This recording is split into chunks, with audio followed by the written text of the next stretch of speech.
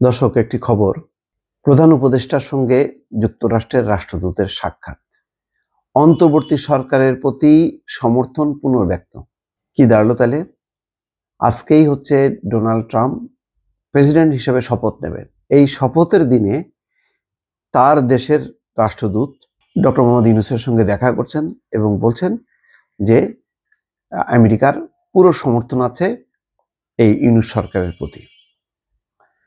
অনেক গালগল্প আপনার ভারতীয় গণমাধ্যমে যে ওই মার্শা বার্নিকাটকে নাকি সরানো হয়েছে ইউনূসকে বার্তা দিতে, যে এই মার্শা বার্নিকাট হচ্ছে শেখ হাসিনার পতন ঘটানোর পেছনে যে কয়েকজন ক্রীড়নকের ভূমিকা পালন করেছিলেন, বা মানে কি বলে, একটা টিম কাজ করেছিল।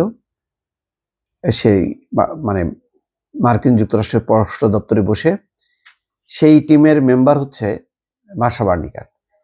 তাকে সরে যেতে বলা হয়েছে, পদত্যাগ করতে বলা হয়েছে। কেন? ওই যে সরকারের পতন ঘটিয়েছে শেখ হাসিনার সরকারের, সুতরাং তাকে তার শাস্তি হিসেবে তাকে সরে যেতে বলা হয়েছে। এটা হলো ইউনূসের প্রতি বার্তা। আর আজকে যখন নাকি তিনি রাষ্ট্রপতি হবেন, প্রেসিডেন্ট হবেন, প্রেসিডেন্ট হয়েই মানে তিনি একেবারে ওই আমেরিকা থেকে একটা মিসাইল নিক্ষেপ করবে, বাংলাদেশে এসে পড়বে, একেবারে ইউনূসের যে যমুনায় যেখানে থাকেন সেই জায়গায় একেবারে শেষ করে দেবে, এইরকম একটা ভাব তুলেছিল ভারতীয় গণমাধ্যমে। এটা ভারতের হচ্ছে আকাঙ্ক্ষা, মনের ইচ্ছা। তো কি হলো? ওইদিকে শপথ হচ্ছে আজকে প্রেসিডেন্ট হিসেবে, আর এইদিকে ওই দেশের রাষ্ট্রদূত বলছেন তার পুরো সমর্থন আছে। প্রধান উপদেষ্টা ডক্টর মোহাম্মদ ইউনূসের সঙ্গে যুক্তরাষ্ট্রের ভারপ্রাপ্ত রাষ্ট্রদূত ট্রাসি এন জ্যাকবসন সাক্ষাৎ করেছেন। সাক্ষাতে বাংলাদেশে উন্নয়ন এবং সন্ত্রাসবাদ মোকাবেলা সহ বিভিন্ন বিষয়ে অন্তর্বর্তীকালীন সরকারের প্রতি তার দেশের সমর্থন পুনর্ব্যক্ত করেন। সোমবার রাষ্ট্রীয় অতিথি ভবন যমুনায় প্রধান উপদেষ্টা ডক্টর মোহাম্মদ ইউনূসের সঙ্গে সাক্ষাৎকালে তিনি বলেন, আমরা একটি জাতি হিসেবে আপনাদের সরকারকে বিভিন্ন বিষয়ে সহায়তা করতে প্রস্তুত। প্রধান উপদেষ্টা চলমান সংস্কার উদ্যোগ, জুলাই ঘোষণাপত্র নিয়ে রাজনৈতিক ঐকমত্য গড়ে তোলার প্রচেষ্টা এবং পরবর্তী সাধারণ নির্বাচন পরিকল্পনা সম্পর্কে আলোচনা করেন। প্রধান উপদেষ্টার প্রেস উইং থেকে এই তথ্য জানানো হয়।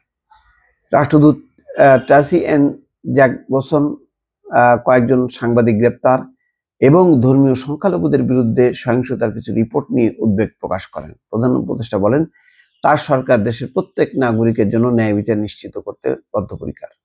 ঘণ্টাব্যাপী এই বৈঠকে প্রধান উপদেষ্টা এবং রাষ্ট্রদূত ট্রাসি এন জ্যাকবসন বাংলাদেশের সঙ্গে প্রতিবেশী দেশগুলোর সম্পর্ক, রোহিঙ্গা সংকট সমাধানের অগ্রগতি এবং মিয়ানমারের নিরাপত্তা পরিস্থিতি নিয়ে আলোচনা করেন। দেখেন, এখানে ওই যে সাংবাদিক গ্রেপ্তার এবং ধর্মীয় সংখ্যালঘুদের সহিংসতার রিপোর্ট নিয়ে তারা কিন্তু ঠিক এই পয়েন্টগুলো উত্থাপন করেছে, কিন্তু সামগ্রিকভাবে কি ডক্টর ইউনূস সরকারের প্রতি তাদের নেতিবাচক কোনো অবস্থান তুলে ধরেছে?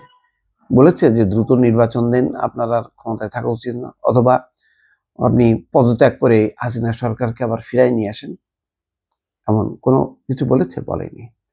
তাহলে এই ভারতীয় গণমাধ্যমগুলো, তাদের কূটনৈতিক মহল কোন আশায় বসে আছে যে ট্রাম্প ক্ষমতায় আসলেই মানে 12টা বাজবে ইউনূস সরকারের? কোথায় তার কোনো আলামত পাওয়া গেল?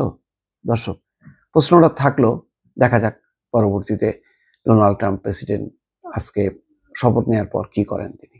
ভালো থাকবেন। আল্লাহ হাফেজ।